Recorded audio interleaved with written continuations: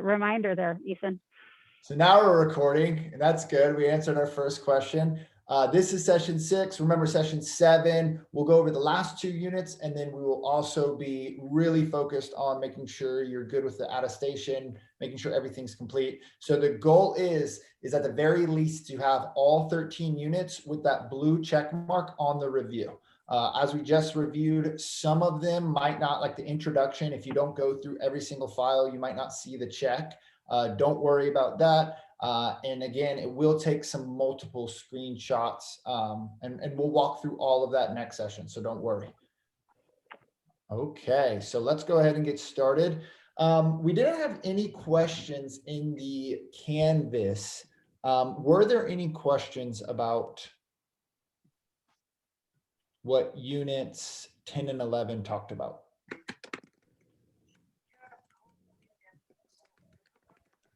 These are kind of the fun units where there's lots and lots of opportunities for playing around with materials. So we're going to show you, hopefully I'm going to show you some different options today for different ways you can use some of these applications. And please don't hesitate to say, hey, wait a minute, slow down. How did you do that? So. Absolutely. And these are the 2 tools, specifically slides and forms. These are the 2 tools that you can, you can use the absolute most in your class, and really get some strong student engagement. And you can use them in a variety of different ways. All right, Ethan, you want me to take this away? Absolutely. Okay. So actually, I'm going to go ahead and show my screen so I can click on the links that are there. Is that all right? Perfect. Yep. And I'll be monitoring the chat and make sure. Okay.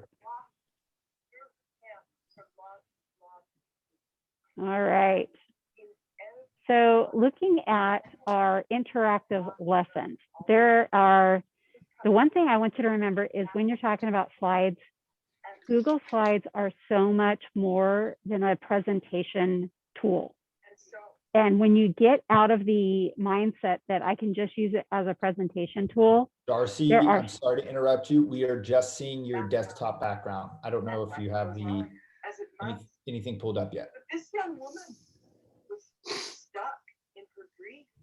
She could not bear the idea of being all alone of her brother. So are you seeing the slides now?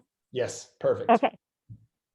So Google Slides are so much more than a presentation tool. And that was the one thing that when I got out of that mindset, it opened up so many more doors. There are a lot of things that I've put in the Canvas course this week for a lot of different options. One of these is choice boards.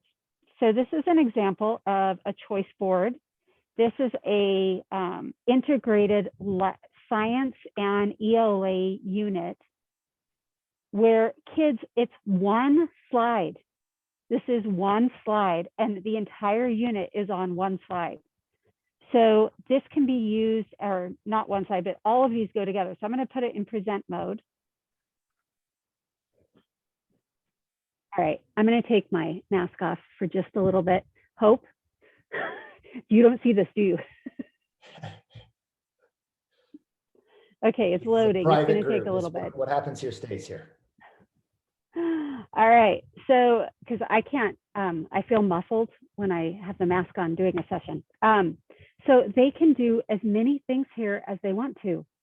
This could be used as enrichment.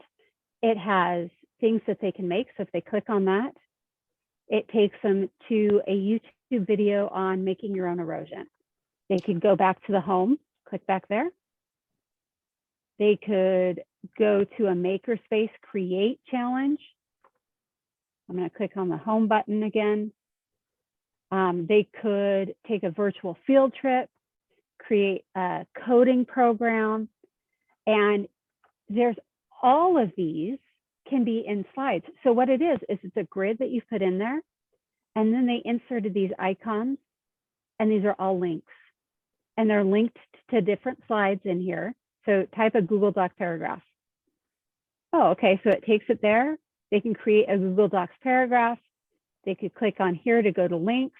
It embeds video, all of these things in one slide presentation. So in your, I'm going to hit exit here. In the Canvas course, I'm such a rule follower. In the Canvas course, session 6, STEM example choice boards, ELA and science. If you click on that, there is an example for every grade level, 1 through 5, of those choice boards, and the website article that talks about how to do that. I've done choice boards for all grade levels, all the way through PD. Another example of a choice board, I may have it in here.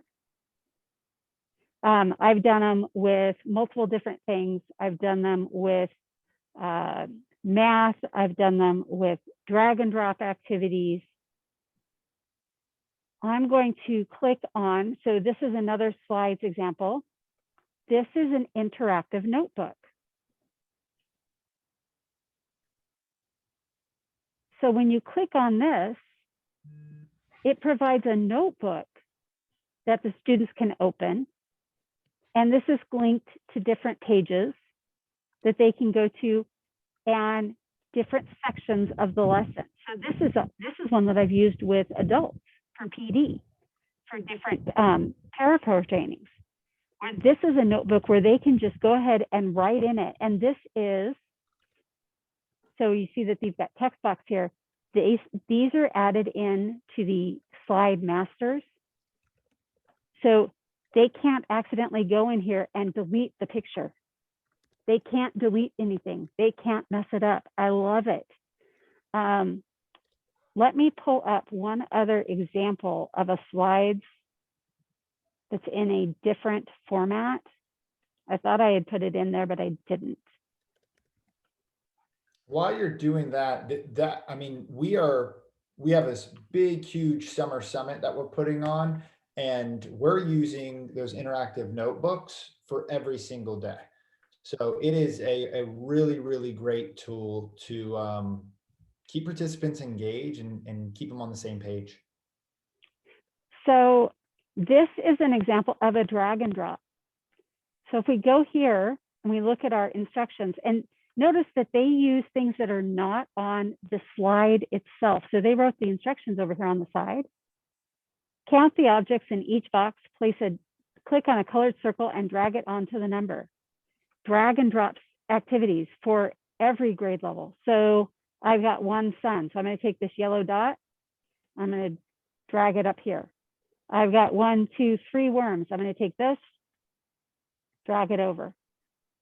So it's like a manipulative with tech. So, you know, we'd be having manipulatives if they were in front of us in class. This is another way for us to do manipulatives. It can also be, I'm gonna look one more. I've used it with PD, with adults, where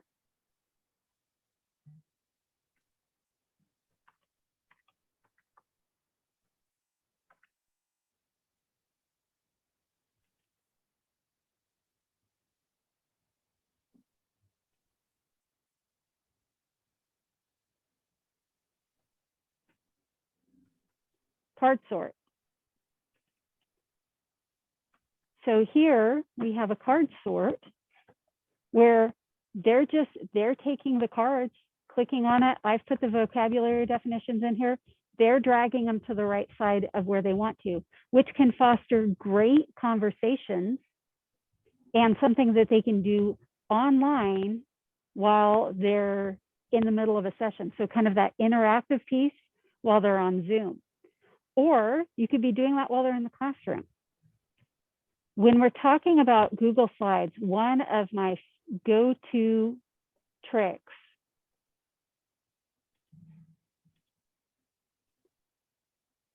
is to change the page layout.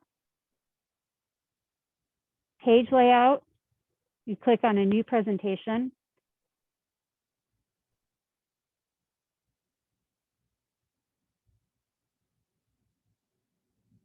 and you click File and Page Setup.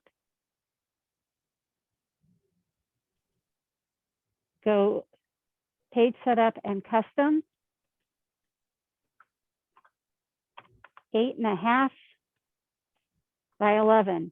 What else do you know that's 8.5 by 11? A sheet of paper. So now my slide represents a sheet of paper, and I can make anything. I can make this into an interactive worksheet, just like my students would be seeing in front of them. I love changing the page layout, because that is how I can create interactive worksheets, and the kids love it. I've used them in PD, I've used them with students. That's my go-to trick for slides. I'm going to pause there. When they're interacting with it, Darcy, what's a trick that you can do so when they click the link, it makes their own copy? Okay, so let's take this one. This is the interactive notebook. I don't want them to write in my notebook. I want them to write in their own. So I'm going to go to Share. And I'm going to get my link, copy link. And I'm going to go ahead and paste it down here so you can see it. And I'm going to make it bigger so that it really shows up. Right here, in every link that you have,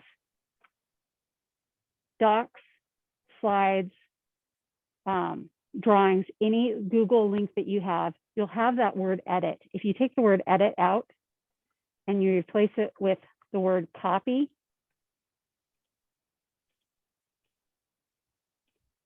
I'm going to copy that and open it up here.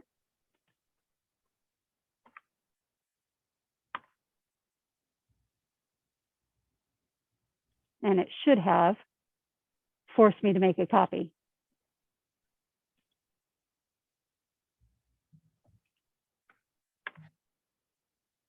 It went back to edit. It did. Copy.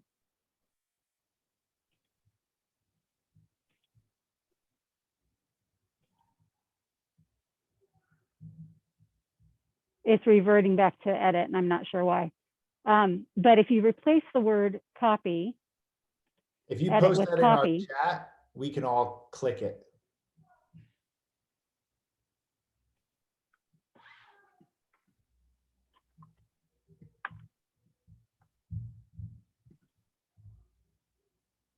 Awesome. Now, did it force you to make a copy? Yep, it says make a copy right there. So it has to be, it's not this link. So now you're seeing it happen here. This will force them to make a copy. So then they can't access yours. Just make sure that if you have them do that, any changes you make on your document, they can't see after they've made their own copy. So you want to make sure that it is in the format that you want it before you do that. Again, it's not this link up here. It is the link that you get when you click share. Ethan, anything else from the chat? No, the chat, everyone's, we got one. Kirsten asked, I have a question regarding making slides interactive. How do you make the slides or pages interactive when in present mode? Can you? That's a good question. I do not have them be, okay, depending on your definition of interactive.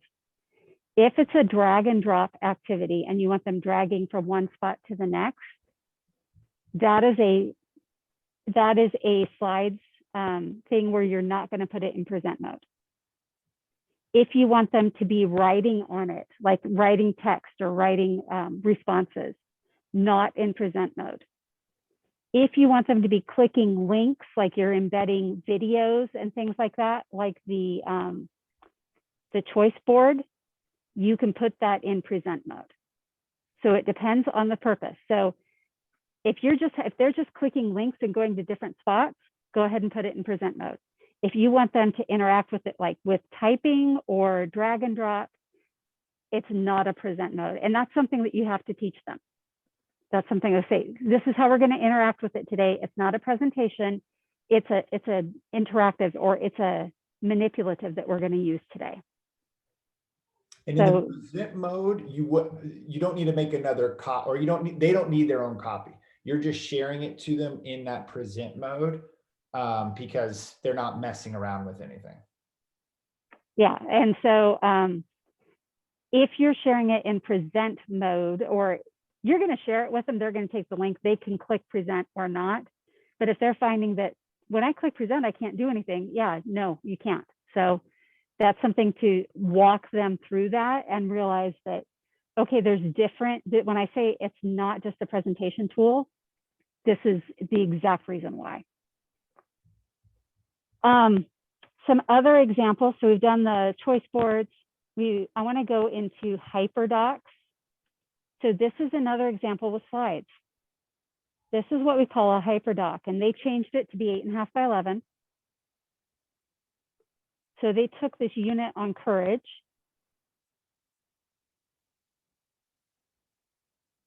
and it's the entire lesson in a slide presentation in a hyperdoc.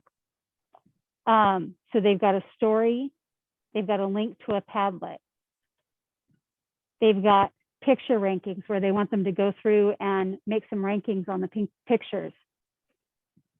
If you see me go like this, our motion detector lights go off and on, and I'm in the office pretty much by myself, so they're going to go off and on today. The wonders of a ring light, though, you can still see me. So they've got a response here, some scenarios. This is like the entire lesson in a slide deck.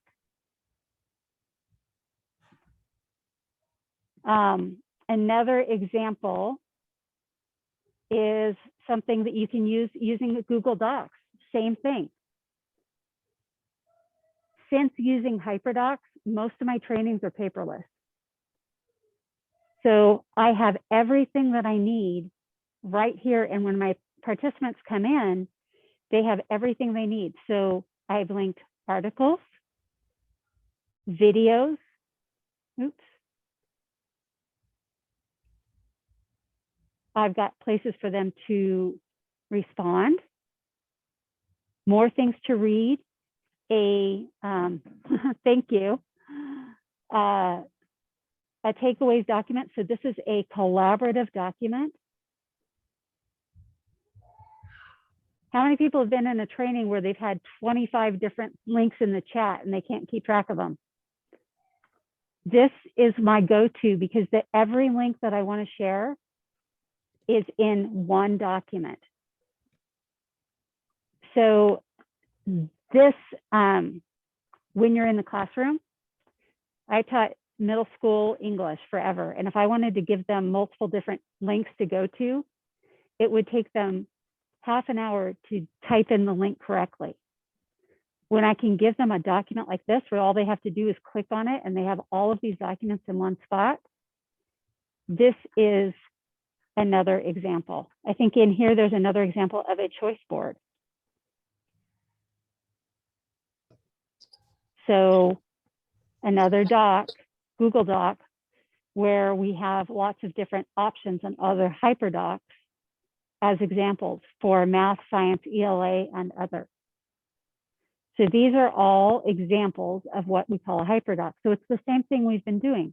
It's putting links in, we're creating charts or tables, and we're linking them all in the same spot. I'm going to pause here. Questions, go ahead and yell them out.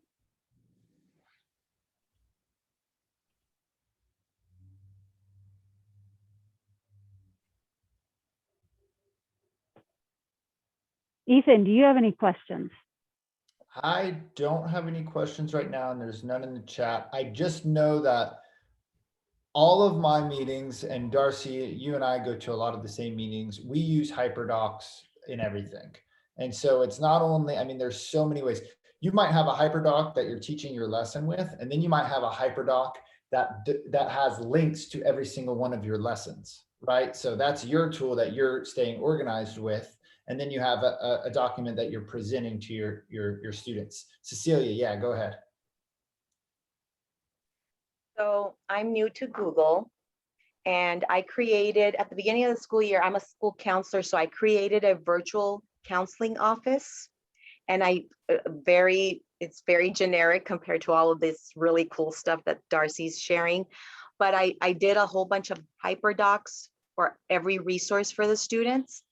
I couldn't share it out as a school because we weren't Google yet. We were, so I shared it out as a PDF. Would that have been the only way to share it out? So you can share it out as a web link, because Okay. what you can do is go file and publish to the web. And if you do that, then it becomes a web page. And that was my question. I just didn't know what I was asking. That's exactly. So you can publish it to the web page. Then they can't get in there and change anything. And it's like, and even if you give it to them as a PDF, it's still going to be, their links are still going to be active. Yeah. But I like the publish to the web, because if I do that, then I can immediately unpublish it if I need to. Right. And then when I made changes, like if I would make a change, I would have to send out the PDF all over again. Yeah, And would this have solved that issue? Absolutely. It would do the automatic update. I consider this a baby step to creating a site. Yep. So you create what you want, and it's a baby site. It's a baby step, because they can't get in there and change it. And that is one of my, that's a fail safe for some things, because we can always, I go publish to the web. I can publish. I'm going to click publish. It'll give me this. This is my thing. So now it's published. And notice, because she's in slides, it's asking her slide specific questions while she's publishing it. Like, how do you want to advance through slides? How many seconds do you want to restart the slideshow? So now I've already published it. Now I want to stop publishing. I'm done. It's as simple as that. I can put it up for a class, and if I don't want everybody accessing it outside of the classroom, I can only put it up when I start it, take it down when I don't want it there. Very cool. Thank John, you. I see your note in the chat. Let me. Well, you're checking that, Darcy. Cecilia, another thing, it's going to be a big link, you know, when you do a web publish, it won't be nice and pretty, but you can always copy that link and you know, even in the signature of your email, put, you know, counseling resources, hyperlink that, right? And then add that in there. So when they click counseling resources, it jumps to your published webpage, right? So they're not having to type a long email address. It just hits that button. Thank you. You guys have fabulous ideas. My other resource that I go to a lot that's not Google is Bitly, BITLY, free resource. You can change the names of your links, and you can personalize it. You can, we change every link that we give our participants. It's a Google form when they sign in for attendance. So we send it out to them, but we change it to a Bitly, like session 1, 2, 3, 4, 5, 6. So they don't have to type anything else except that. You could say Bitly counseling resources and then put the name of the school. You could do however you want to. So that's another great.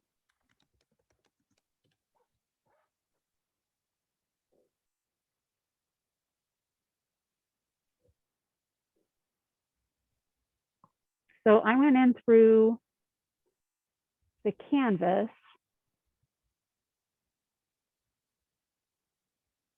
And I got the link to work. So I'm not sure what the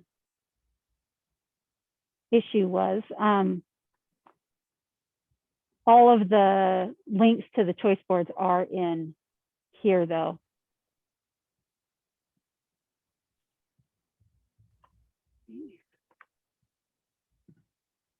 Nope, that's not what I wanted. I wanted this. So you already,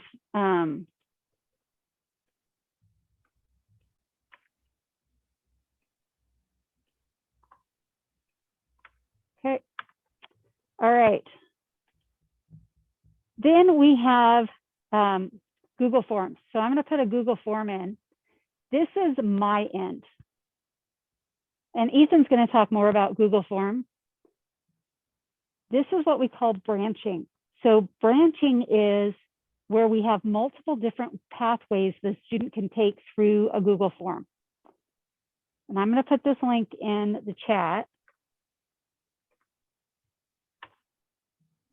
You can click on that and you can take the test quiz.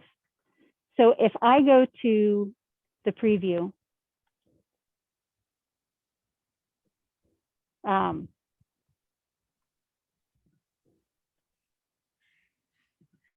now accepting response, notice I can turn it off and on. Now accepting responses, I wasn't accepting responses before. So I'm going to go here again.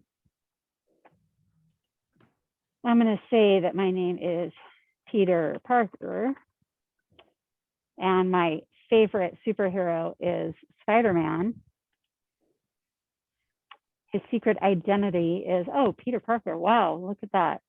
Mary Jane Watson's hair is red. Who raised Spider-Man, Uncle Ben, and Aunt May? Next. And so then I could go submit. Now, I'm going to go submit another response. Same quiz. I'm going to say that my favorite superhero is Wonder Woman. Look, now I've got questions that it have to do with Wonder Woman. Wonder Woman's secret identity is Diana Prince. It makes you tell the truth. We've got Steve Trevor. Next. Awesome. And I could go back and do this as many times as I want to, but each time that I go and have a different response, I'm going to have a different quiz, a different way to go through that. And that is all based on, after you put in your question, where it says, after next section, based on answer, I can go to section 1, section 2, section 3, section 4, however many I have. So after each question, I've got that option of, after section 2, what do I want it to do? Okay, I can submit the form. I can do what I want to. So this is another way to play with Google Forms. I've done this, and this is a great way to do a choose your own adventure. Choose your own adventure form where you have, this is a scenario. Are you going to do this? Are you going to do this? Cecilia, I could see this as a counseling resource where you do okay, here's some scenarios. What are some different options that you could choose?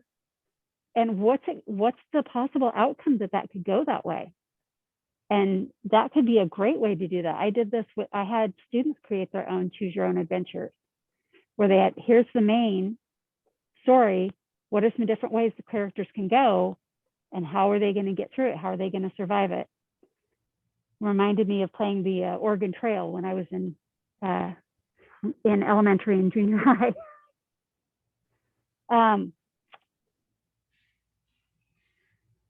Ethan, I'm going to let you take over and show a little bit more. You had some other things with Google Forms. Okay. Yeah, so Google Forms is awesome. I just into the chat, someone posted dysentery. That made me laugh. Okay, so we're going to show you two things real quick. I'm going to go, I just want to show you two things and then we'll actually have fun with the forms. So we posted a resource in the Canvas and you can go access that in the very bottom where we have that plethora of resources. I posted 20 ways to use forms. We actually have a whole other 3-hour Canvas course for 3 clock hours about forms. And if you ever took it, you will learn all about this. You'll see me, that thing that Darcy made up, you can go crazy branching and you'll have a whiteboard and you'll need to make sure you have all the logical branching come back. But here's some quick 20 ways to use forms. Quick opinion surveys, a quick poll, and let me actually post this into the chat. I already did. Awesome. Thank you so much, Darcy. quick poll, a sign up sheet. There's late work submission, sign out sheets, lesson plans. So you can just kind of lesson plan on one document. You can do a daily check-in. You can create a hyperdoc in Google Forms, actually. So taking that knowledge that we learned in Google or in the hyperdoc that Darcy showed, and creating your own in Google Forms. Auto-graded quizzes, that's a great feature with the new Google Forms. You can also, with the auto-graded quizzes, pick whether they choose a right or wrong answer and then have that branching logic, right? So if they get a wrong answer, the next question is subsequently easier, right? If they get it correct, it goes to a more difficult question. Exit ticket or bell ringer, flipped classroom assessment. When I flipped my classroom, every single assessment was a video. It was pre-learning, so it was a video, and then a true or false Google form. And that allowed my students to do everything on their cell phone. It was the easiest thing. So my students could prep for my class, you know, on their bus ride to school, right? Makes it more equitable, makes them easy, accessible. Hey, I know I'm going to get my grade and all I need to do, and I'll be prepared for my class if I watch this 5-minute YouTube video and then do the true or false. And then I can start the class off with the results, just going right to the form, going to the results button, seeing what true or false question we need to review, and then getting right into learning. There's some great math teachers. Equato Chrome extension allows you to build in equations in assignments and quizzes within forms. Learning logs, choose your own adventures. So like escape room, Darcy was just mentioning that. There are some escape room links I have here. Sharing examples in professional development, answering with an image. So all of these links will help you do that. Brainstorming with a word cloud. So there are some websites that allow you to automatically kind of make word clouds, but you can also gather people's responses and then take all that text and put it into a word cloud, right? And then the word cloud will have options. These different ones will have options where you can take out the and those common words and just take out the key vocab words, and then it will create a word cloud. So if students use photosynthesis a lot, the word photosynthesis will get really big, right? And then you'll be able to kind of get a quick snapshot instead of reading all of your students' text. So it's a really, really easy way to do that. And then of course, when you go to forms, you'll always be able to pull out the spreadsheet of it, right? You can always click the spreadsheet and you can hop to there. Conference schedule, the amazing race, which is again like, and digital escape rooms with locks as well, which are really cool. So there's a lot of these already created, and I encourage you to dive into those before you start creating them on your own. A lot of them you can steal and you can change, you know, kind of the sections headings and make them appropriate to whatever you need to address. But with that being said, I do want to come back here and I want us to give a little office quiz. So I'm going to copy this link. I'm going to go post it in the chat. I want everyone Ethan, to, yes. Ethan, can you pause there for a second? Absolutely. And put your cursor over that copy icon, which is right over there, right next to the link. Sorry. Right next to the link, I just right next to the link. It looks like two squares on top of each other. Yes, right here. That is the copy icon. You will see that on the test quite a bit. Make sure that just click on that and it'll copy what you have there. And that's a great time saver. Don't forget that copy icon. Thank you, Darcy. And so I'm going to post this. This is a quick form. If you're familiar with the Office, this right here is going to tell you what character you are based off your answers to some questions.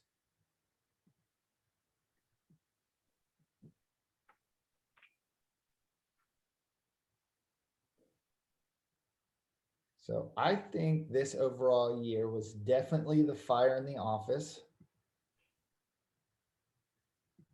Have fun with it on your own.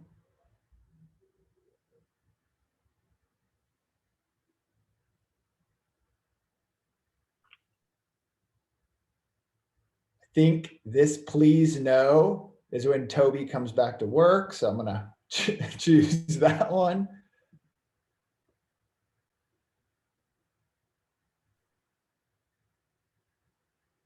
What scene is closest to your current stress level? I don't want to fight anyone, but I have Kevin here saying, I was looking at pictures of food on my computer. That is something I do all the time. So I'm going to choose the Kevin meme.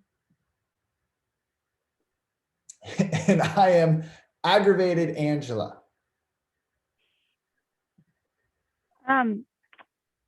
Ethan, can I share just something? And I don't think we put it in the slide deck. I do want to talk about add-ons real quick. Absolutely. Okay, so I'm going to come back and stop my share. okay, I'm going to share my screen.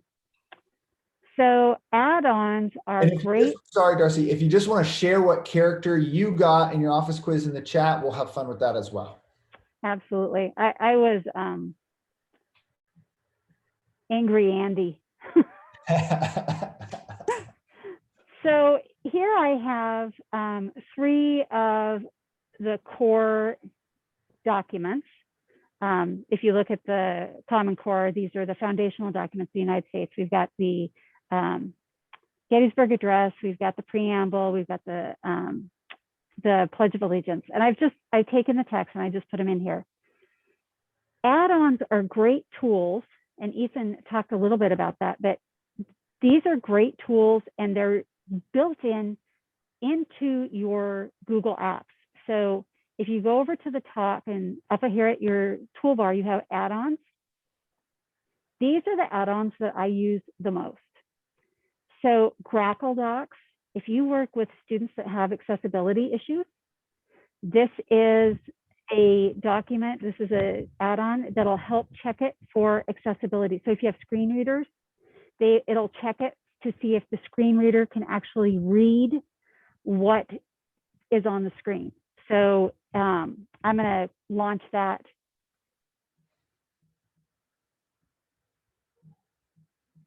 And it tells me that I need to sign in. So I'm going to sign in.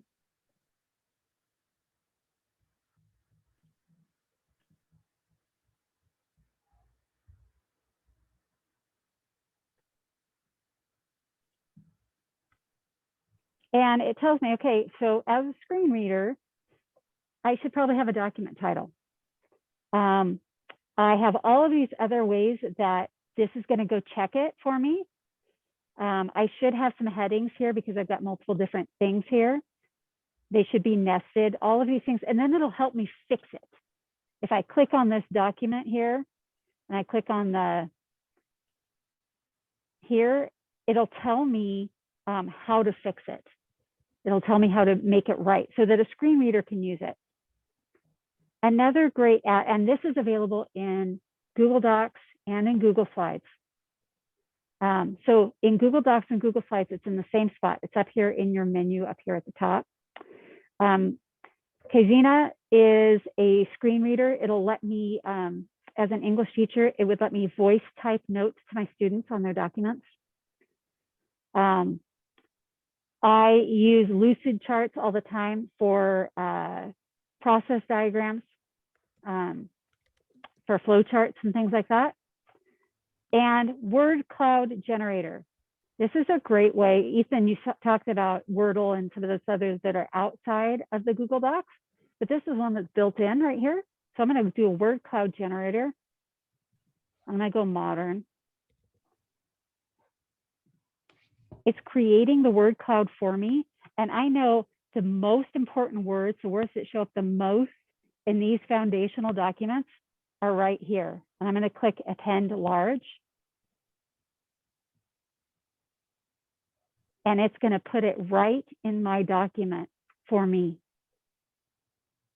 I used to do word clouds with my students. I'd have them list a bunch of words that would describe them, create a word cloud with the add-on, and that was their notebook cover. That was their notebook cover that they had. And it was a fun way to get to know my students. It was a great way to, at the end of the year, you could have them each have a word that describes another student. So each person could have that. That's a great way to do that as well. So a couple of apps there. In Google Slides, Pear Deck, interactive slides. I use Grackle Docs in Paradox in slides as well. Pear Deck's awesome because it allows you to ask interactive questions, so multiple choice questions and things like that within your slide. So you see here, up here at the top, we have add-ons. And this is bonus material. This is not on the test or anything. This is stuff that, hey, let's make these even better for our use. So add-ons, Pear Deck. I have my Grackle slides on my other account, but there's a slides translator where you can highlight something and it will it'll translate the text box for you, which is a great tool. For Google Forms, they also have add-ons, but they're in a different spot. Google Form add-ons.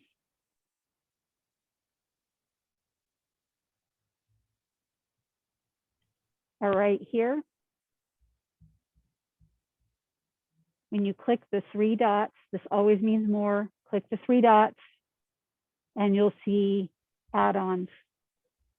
And that'll show up right there. So then you can go to add-ons and you can get whatever add-ons you want.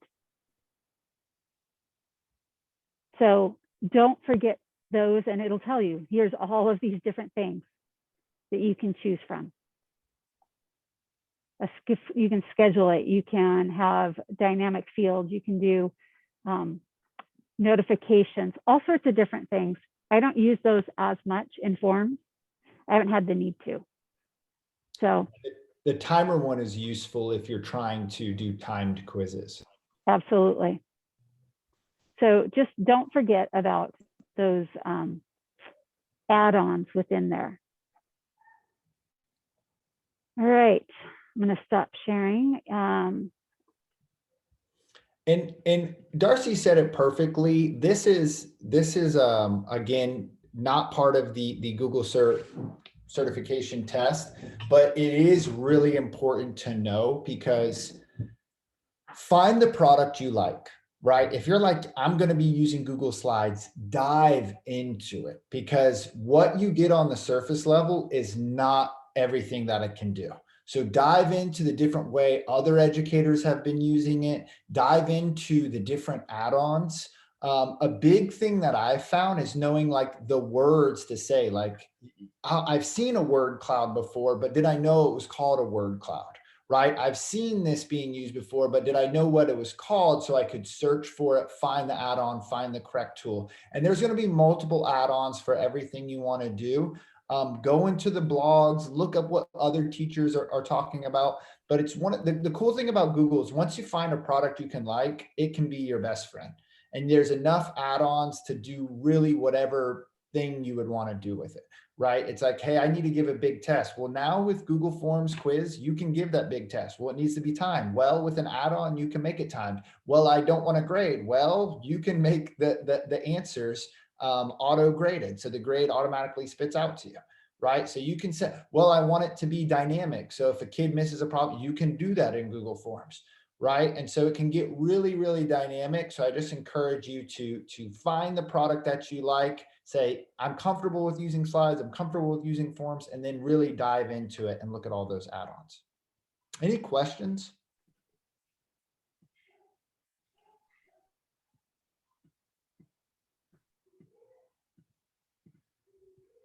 I'm not seeing any, so I'm going to go to slide 7.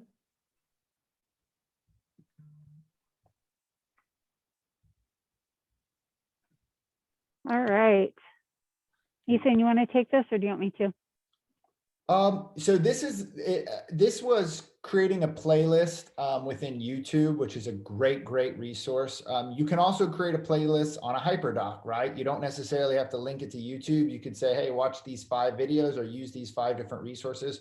The cool thing about creating a playlist, and this will be on, or this could be on the test, is the idea that in YouTube, you have, with your Google account, you have a YouTube account, and you can actually add videos and create your own playlists. So your unit on sales could have 15 videos that you've collected and added into a playlist.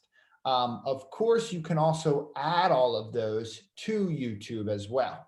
One thing that you will notice is you cannot add any type of video into a form except for a YouTube video. So you can use Screencastify, other apps, awesome apps, but you're going to have to upload it to YouTube. And when you upload it to YouTube, there's multiple options. You can keep it totally private. You can publish it and make it public, or you can make it viewable to only people where you share that link, right? So then you embed the link in the form, because when you create a form and you see the little video icon on the side, when you click it, there is no upload button. So you can't upload a video from your hard drive straight there. You can upload a picture, but you can't upload a hard drive or a video. You have to have it linked to YouTube. So you would go to YouTube, quickly upload it to YouTube. I just did it for one of our projects that we're working on. The self-created videos are super helpful. That is a add-on, a Chrome add-on called Screencastify. There's other ones. I think most of my team, we all know about Screencastify. It is a really, really great tool to use. You can change how your mouse moves around. You can change visuals of when you click it. One of my favorite things is if you're on a big web page, you can draw on it and then scroll up the web page. Yeah, let me just go, I'll show you it real quick. So you can see my desktop. I'm going to go here to this add-on. I'm going to go to Screencastify. It's going to ask me, do I want a desktop? I'm going to do desktop. I'm going to embed my webcam. It's going to do a countdown. Oh, I got to choose my entire, actually, let's do a window. We'll do this window. It's going to count down, and then I'll be able to select different options. So like my mouse option, I can make it focused, right? And I can view down here and then really show students, oh, I want you to click the about button. I can also have a pen here. The pen is really great. Let me, in this mouse click, focus, I'm sorry. I'm going to take that classic on, and then I'm going to go to pen. And the pin's really great because I can like highlight stuff like this. I can circle this. And then when I scroll down the page, it stays with it, which I think is absolutely awesome. And then I can highlight another thing and I can scroll down again and highlight a third thing and scroll down again and change all the colors. And then I just click stop. It opens up another web page. I name my video whatever I'd like, and I can instantly publish it to YouTube right when it's done getting saved. It So automatically saves to your Google Drive, and it'll create, when you put the extension in, it'll put a folder in your Google Drive for all your Screencastify videos. Yep. It's one of the things that I'm big on, free apps. And so I usually don't pay for things. This is one that I actually pay for because I get the editing privileges when I pay for it, and for some other things that I like there. But the free version is just fine to play around with. You can make up to 5 minutes free. And studies have shown that videos over 5 minutes really start losing engagement. So it's a nice way. Like, this is UDL like to the max. Like, not only have you typed your instructions in the Google Classroom, but then you create a Screencastify video going over your instructions, and you just click this link because it's already in your Google Drive, copy shareable link, post that as a link. And now when your parents are behind your students and they say, what are you doing for the day? They can watch an entire video of what you want them to do. So I have found it to be a super, super awesome tool. Any questions on that? That was a good video sharing one, Screencastify. One of the things that you can also do is in the forms, you can have students upload a file, and that file could be a video file. So if you want them to respond, you could leave a text box, a paragraph question, and then you could also say, if you want to shoot a video, you can show them how to use Screencastify or other recording, and they can do a quick recording explaining their answer, and then they could upload that recording into your Google Classroom. For Canvas, there's some really great, you can just have that as an option to turn an assignment where it just connects right to their webcam and they can send their video. I worked with one teacher this year, and not a lot of her students turn their cameras on during class. So she made all of her assignments turn in videos. And that was her way of connecting with her students, seeing their face, making sure they were all right. And then inserting video into Google applications. I'll just show that real quick because this could possibly be on the test. You're always going to go here to insert and you will see that video.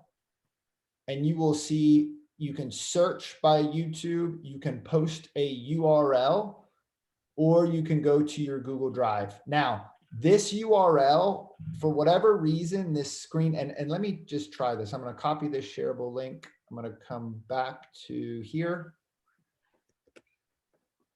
See, it's hard for, it can't be loaded from your drive. So that's one of the reasons I always upload it to YouTube. So I've tried to copy this link. It's never worked for me. So I just go to publish to YouTube and then I copy that link and I put that in the URL and it works every time. You'll see the video pop here below. Ethan, go to Google Drive. Now There, put that link in. there. Go put that link in. Bunch of videos. I mean, this one might be it. Yep. And then I could select this. Yeah, if you put that link in up there, then it'll work. Because it was the Drive link, what you weren't putting in the YouTube link. See, it's never worked for me when I type it in here. Because that's the shareable Drive link. That's not the YouTube link. Yeah, so if I type in the shareable Drive, like I've moved to Google Drive, you're saying if I put it in here?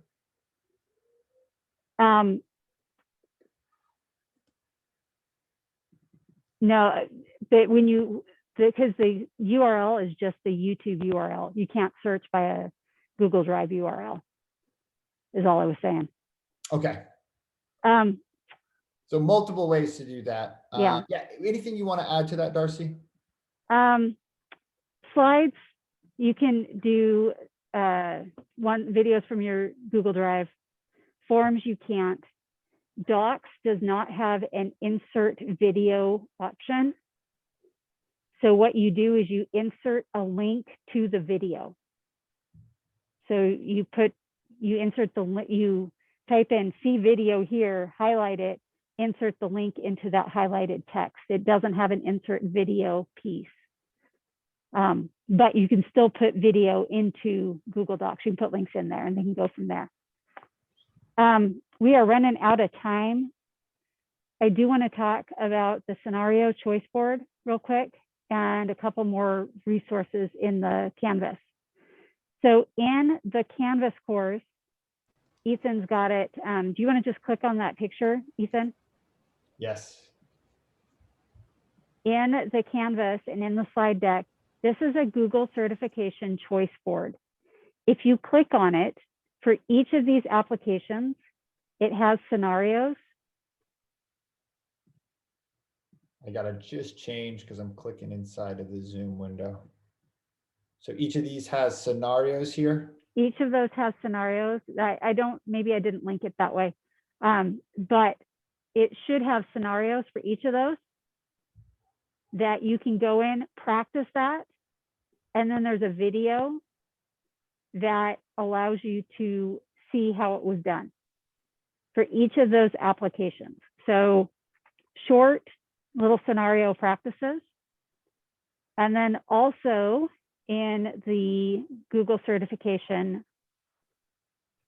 in the Canvas course are a number of, can you just pull up the Canvas course, Ethan? I'm going there right now. Yep. Okay.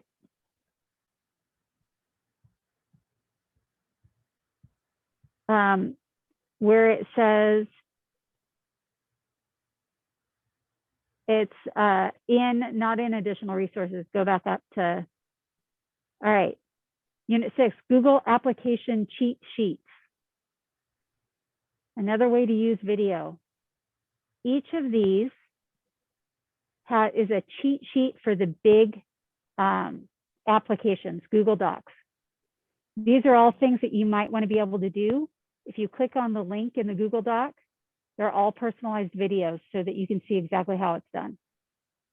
So Google Docs, this is how the rigid written instructions, and then you've got a video demo. for each of those. So if you're thinking, okay, I can't remember how to do this, these cheat sheets will walk you right through it. Awesome. Thank you. That's such a great resource, Darcy. Thank you for showing that. All right, let me go back here. Let's go back to our last slide. This right here is just the STEM question, our focus that we want you to have for units 12 and units 13. How can we use these products in multiple content areas? And then how can we break it down into smaller parts? Thank you so much for hanging out with us. We'll hang out for another 5 minutes, 10 minutes to answer any questions you might have. Again, Google Docs, Google Forms, the slides, those are going to be your best friends. They're awesome, awesome, awesome teaching tools. Dive into them. There's a variety of ways to use them. And then next Thursday, when we meet up, we will be going over units 12 and 13 very quickly. One quick kind of test prep, get everyone ready, figuring out here's where you can take the test, the Google certification, and then we'll make sure we take time to go over the attestation. So make sure all 13 units are done so you can actually submit it at the end of class next week. All There was right. a question about how long they were going to have access to the material in Canvas. And we haven't really talked about when we're going to shut that down. However, you can always make a copy of any of the documents that I put in there, like the certification scenario. You can make a copy of that slide deck. You can make copies of the cheat sheets. I've given them all over my region. So it's not taking anything from me. Make a copy and use it.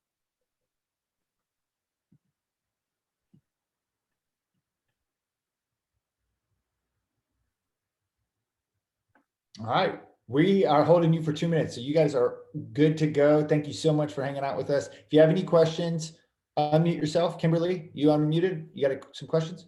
Yeah, I was just wondering, maybe I've missed it and I've not clicked in the right spot to find where those documents are in the course. The cheat sheets, yeah. so they are in,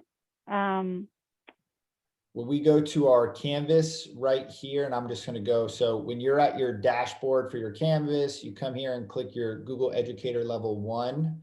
And I will just go into student view. So I see what you're seeing. You're going to scroll down. We added some of those cheat sheets here in session 6. You'll see the Google Applications cheat sheet. And if you scroll down below that, you'll see some additional resources.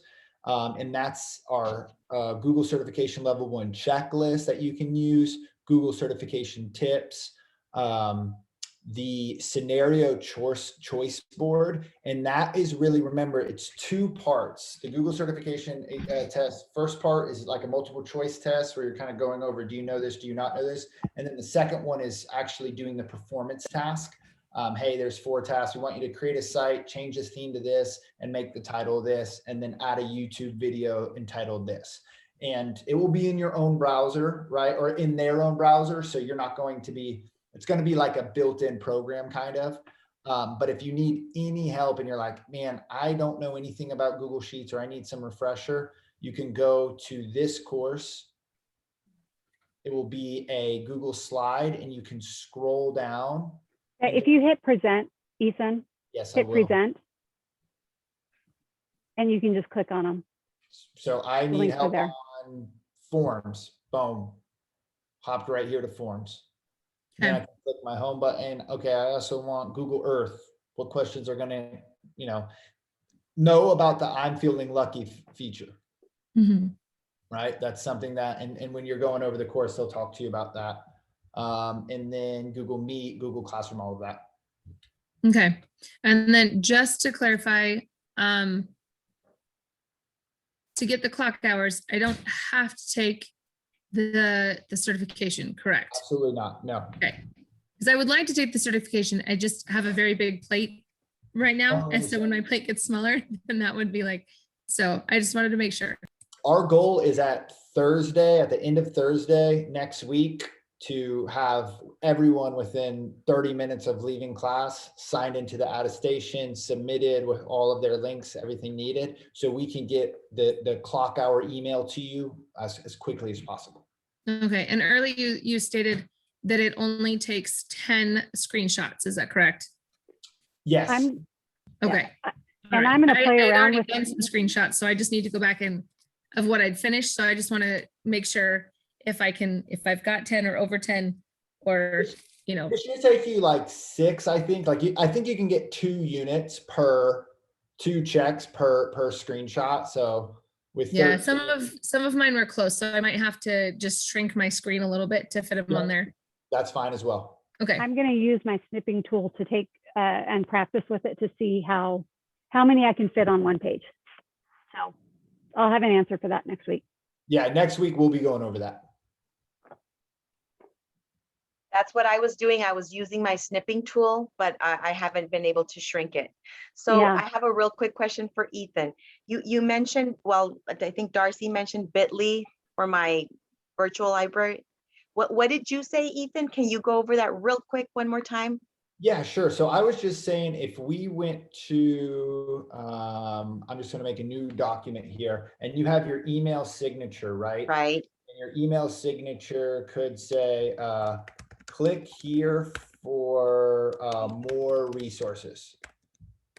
And then you're going to highlight that. And actually, I'm going to come here real quick. And let's say this is the resource. I want them to go to Right. here. So I'm going to click this. I'm going to copy this link real Copy quick. link. Okay. And then when I'm here, I just go to this chain, which is the insert link. Okay. And when I click that, what it's doing is it's taking this text and it's allowing me to paste a text onto it. Okay. So now this becomes a hyperlink. Yeah. So underneath your name, counselor, Love Cecilia, it. yeah, then below, here's some more resources. They could click that, and then it would go to your published site. So you would use that published version that Darcy mentioned. Published So version. whenever you add a new resource to it, it's gonna, every time they click that, it's gonna be updated. Perfect. Thank you, guys. Both of you are excellent teachers. I want to be in your class always. I want to be an 8th grader again. Thank you. Thank you. Thank you. Thank you. Have a good night. You too. Aaron, any questions?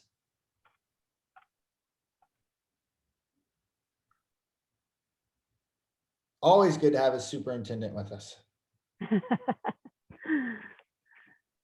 All right. Darcy, enjoy your night. Thank you. Are you taking tomorrow off? No, I'm taking next Friday off. Okay. I might be taking next Friday off too. You gave me the idea, but enjoy it. Get out of that office. I'll see you. All right. Bye-bye. Bye.